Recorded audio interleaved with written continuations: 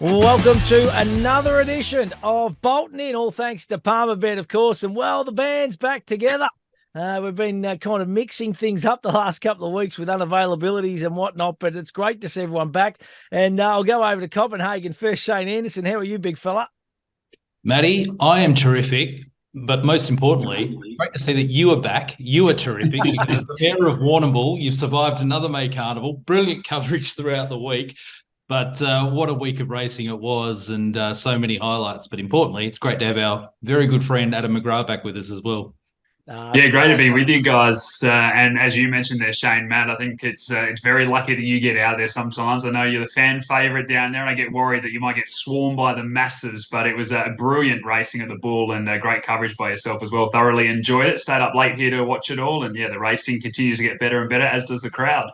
I know we're going to talk about last week's racing or last weekend's racing, boys, but how good is jumps racing going? You two blokes are really passionate about your jumps racing and, you love it. But, 10, 12 years ago, boys, it was on its knees. And to see the fields and the competitiveness and the races last week and the Grand Annual, what a spectacle it was and what a training performance by Kiramar and David Eustace. It's wonderful to see, isn't it, boys?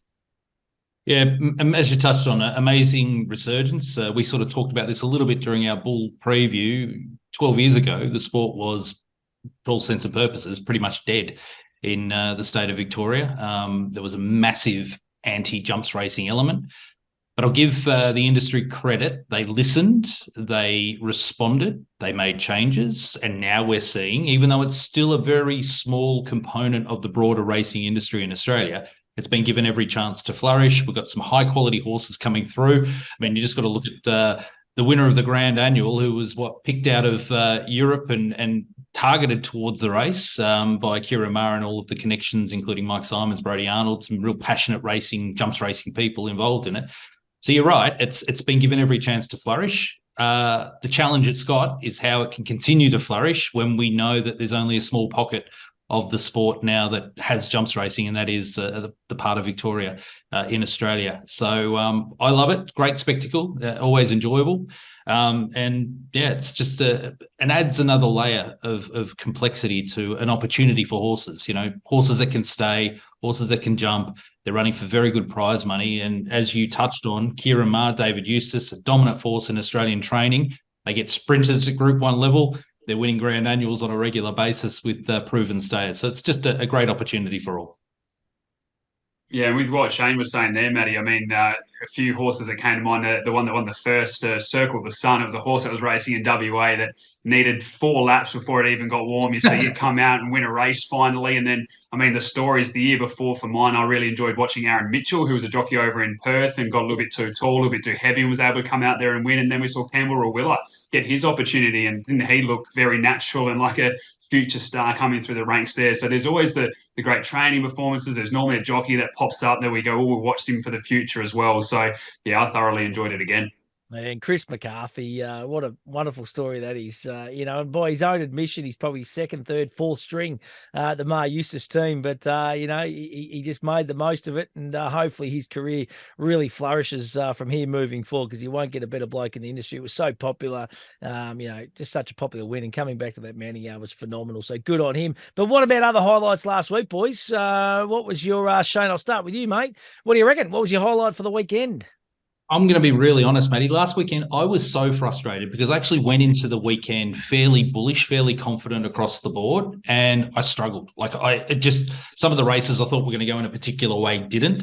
Thank goodness, old mate Zaki scrambled home because I was cursing mid-race because he didn't look like the winner to mine, and I think from James McDonald's perspective, he wasn't sure he was actually going to win, but the class of the horse got him home in the Hollandale, thank goodness. But look, I thought it was a really interesting weekend of racing. Zaki, not sure where he's at. Terrific first up behind Giga Kick in the all-age stakes. He sort of scrambled home in the Hollandale when I expected him to be a sort of a wide margin winner. But he's so good. He's still going to be probably the benchmark and the favourite going into some of the other bigger races throughout the Winter Carnival. Love the win of Ruthless Dame. I sort of went against her in the Sangster, but she's an exciting young sprinting filly. Again, another one from the Maher Eustace yard. And I'd love to see what her development could be over the next 6-12 months. She was a really, really strong winner of that race. It was a good weekend of racing, but personally, there were a few that left me scratching my head, Adam, and I know from a punting perspective it can happen, but I was a little bit frustrated as we got to the end of last weekend. Yeah, I think the punt was a bit tough for a few people last weekend, as you mentioned. Just on Ruthless Dame, John Allen, he's just remarkable. The bloke should move to South Australia full time. I can't remember a Group 1 he's lost over there. Every time he goes over, he's winning. And I saw a stat come out about his Group 1 performances in South Australia. His strike rate is unbelievable. Great by him. I would be lying if I said I wasn't cheering for Leon McDonald, Andrew Lewis, and Jason Holder when another award started flashing down the middle at $40 as well. That was a really good run. And probably the only other horse I wanted to talk about from the weekend was Globe, who came out in race 7. And over the 1,800 metres, this horse has got a lot of ability. It does a lot wrong. It still was looking around a little bit. It was eased down for a mile. But I'll be excited to see what Mick Price and Michael Kent Jr. do with this horse when it comes back in the spring. Yeah, just as you just touched on, wants to run around, have a look around, look at the grandstand, do everything wrong. But gee whiz, that horse has got huge ability and plenty of upside. Certainly going to be something to watch, Shane. Yeah, can I just make a point on that? I want to sort of acknowledge Adam shouting out for Globe there, because it's made me think Mick Price over his great training career, that's the sort of horse that he's had so much success with. The ones that aren't the fully furnished model from day one, where he can just tinker, get a little bit more out of them, change their program around a little bit. And, I think he's actually a legitimate Group 1 horse. I'd love to see him in one of the big spring handicap, ideally handicap mile or up to 2,000 metre race, but he's a real emerging star. And yeah, I'm pretty excited by him. A big shout to you, Adam, for reminding me about him. He was terrific on the weekend. He screams Flemington, doesn't he, Shane? The way that he runs down Sandown, you get to see him on the big stage with a bit of speed in the race, just zooming past him at the 150 to go and winning impressively. So, yeah, the spring will be exciting for him. Hey, listen, boys, let's have a look at the couple of Group 1s this weekend. Doomben 10,000. This is going to be a belter, and we see Giga Kick. It is $5.70. So opened up at $2, to be honest. That was a luxury in all-in betting, all thanks to the team at Palmerbet. Has been absolutely smacked during the week into $1.70. Af Cabin just eases ever so slightly out to $7. Marzu out to $8.50. Valana $12. Over past $13. Eduardo at $16. Prince of Boom $21. And Maria Mia at $27. I'm going to start with you, Adam McGrath. The Giga Kick gets the job done here, surely. Yeah, I'd like to get the replay of when this horse went around last time and Shane sang from the rafters declaring this, and I followed him in and it won easy. I mean, I know it's a Group 1, but this is the easiest race he's faced in a long time as well. The competition isn't there compared to the usual runners. Now, racing, anything can happen. We know that. But on paper, he wins this, and he wins this very comfortably. I don't think they get near him or challenge him. So it's never that easy. Clayton Douglas and Craig Williams will still have to work their magic out there. But for mine, I mean, the track's going to suit. They're going to be off a heavy track. They've got a great draw. Craig Williams knows the horse so well. Beaten up on these types before. There's going to be good speed in the race. Eduardo, Overpass, Prince of Boom. It all just sets up perfectly for Giga Kick. So you mentioned that $2. I think that literally is luxury. I still think the $1.80, $1.75 is as well. And I think a lot of people will be putting into the multis. The value bet, look, I don't really have one, to be honest. I don't think any of these other horses are at their prime. Like Marzu wants the wet. Eduardo now, he's getting on a bit. The one I probably looked at, and again, it won't be getting my money, but it's probably the value pick, is A Case of You. Good performance, beaten 3 lengths in the William Reid, got a mile back on that occasion at Moonee Valley. We know that's hard to run on. And then even at Eagle Farm in the Group 2 was beaten at 1.8 lengths, got well back. The speed should suit it. Still hasn't won for 400 days, though, but it'd probably be the only other one I'd suggest putting any money on at all. It's all Giga Kick for me, Matty. Love it, mate. Shano, I'll be disappointed if you say you're going against Giga Kick here, mate. You're all chips in, surely.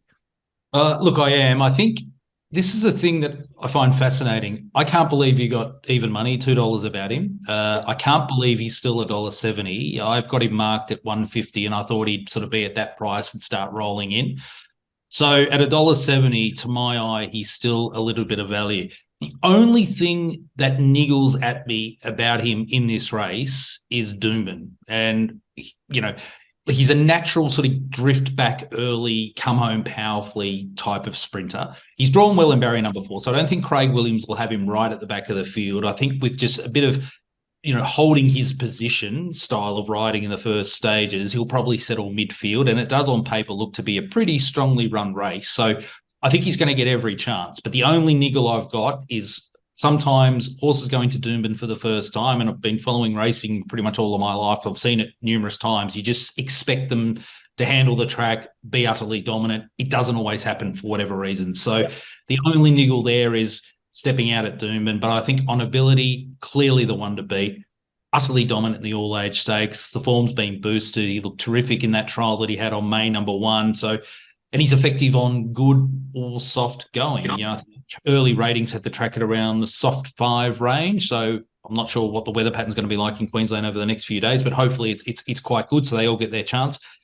But his best is the best. I think he's clearly the one to beat. And as I touched on, $1.70 to me, he still represents a little bit of value. I'm not tipping anything as the value runner, but I will say the one horse that does interest me a lot is Aft Cabin for a couple of reasons. I really want to see what he can do, provided that Godolphin really keep him to the sprinting ranks. I know he went to the Guineas over 1,600 metres at Randwick.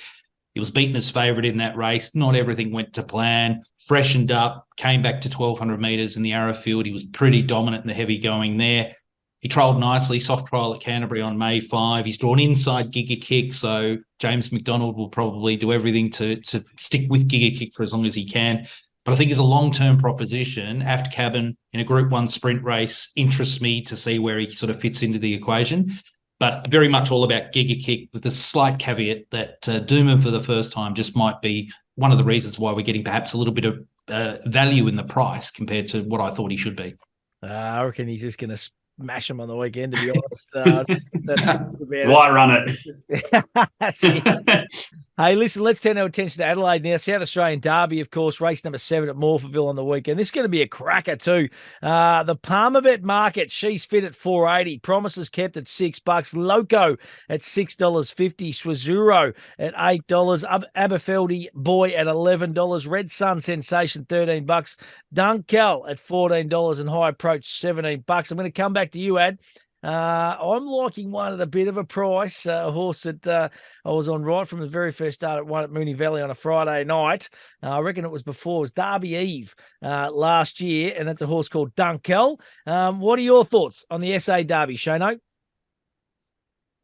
I think this is one of the toughest races to work out that I've looked at for quite some time. And I'll be honest, like when I started sort of working my way through the field, at one stage I still had about 8 winning chances as we get into the yeah. So open, isn't it? Yeah, look, it's tough, but I like it at the same time. It sounds weird, but there are 2 horses that are big prices that I'm going to play on this race. My best, using that terminology, I like High Approach at $17 each way. Johnny Allen's chasing his 5th South Australian Derby, as Adam touched on at the top of our chat today. His record in South Australia is phenomenal. He's in red-hot form at the moment, John. And this Dan O'Sullivan trained galloper just continually gets ignored in the market. He was $101 in the ATC Derby, Sydney. His run there was quite outstanding. He settled at the back of the field. He was arguably the strongest to the line late in the race, so we know that he'll stay. He had no luck in the Alistair Clark the start before, went wide. I think his recent jump out, was able to look at that the other day from Horsham over 1,400 metres on May 1, was a ticking over jump out, but he looked pretty impressive.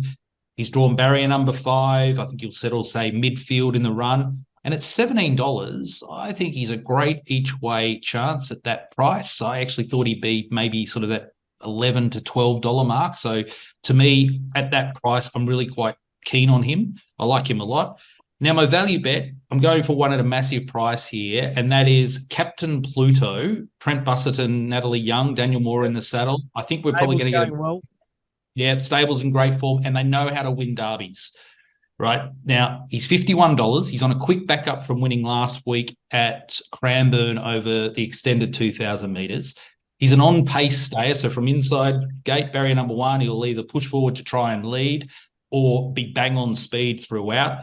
He gives me every impression that he'll relish the trip. And $51, again, he's one that I thought he's probably now about 3 times the price what I thought he would be in the market. I thought he'd be sort of around that $15, $16. So he's representing value. So in a really tough derby, I'm going for 2. High Approach each way is my best at $17. I'm going to have a spec bet on Captain Pluto each way at around $51, and should be a great race as the Derby tends to be each year.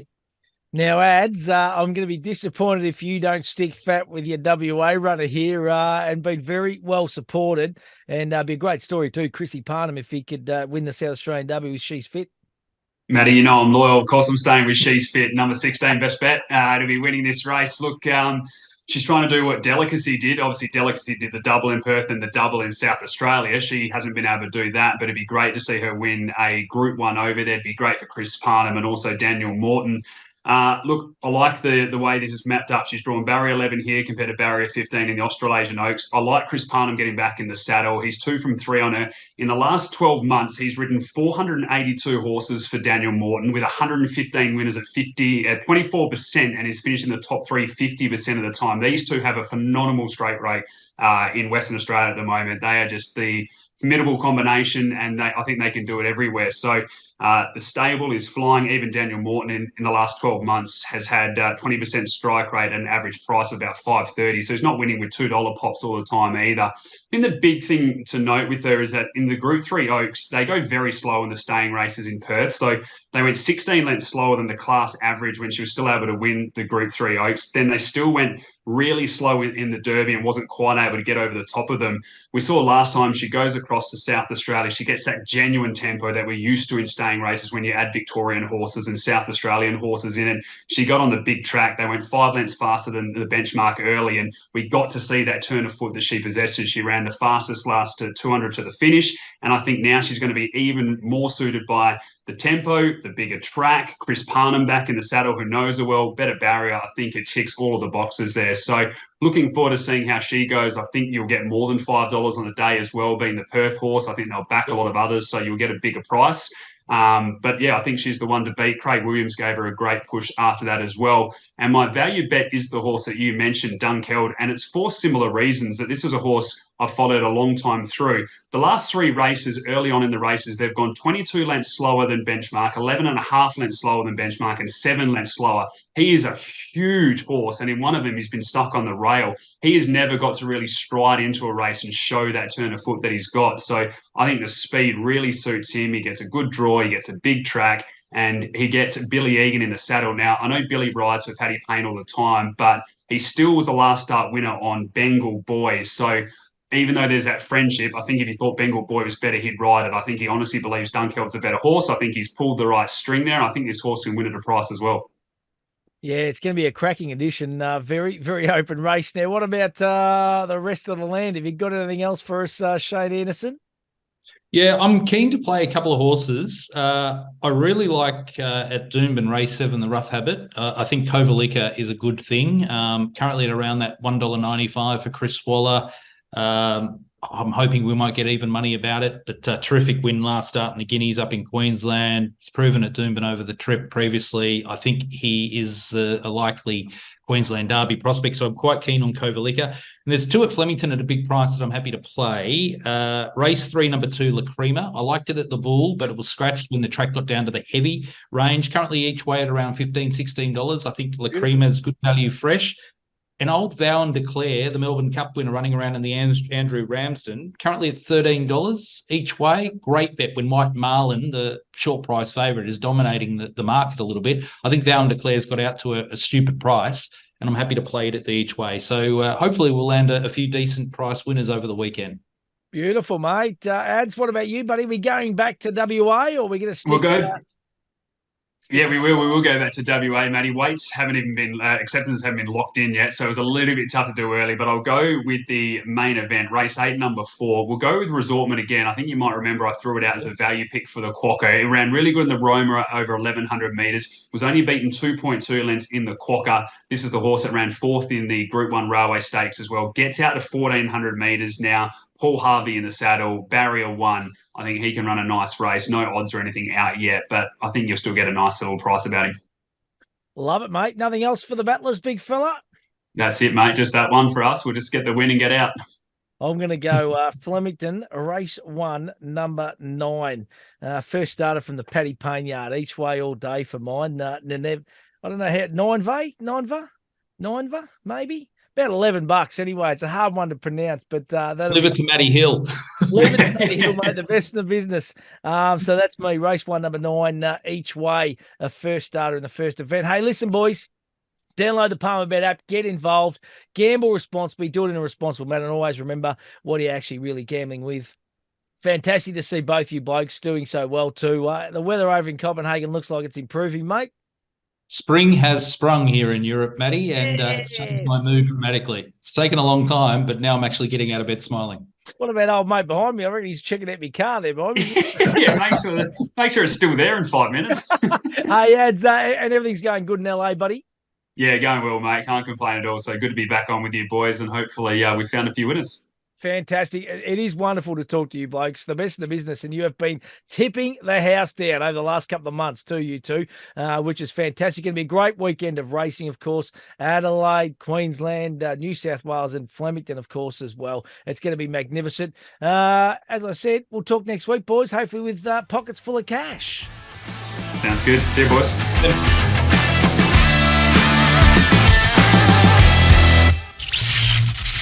Think, is this a bet you really want to place? For free and confidential support, call the number on the screen or visit the website.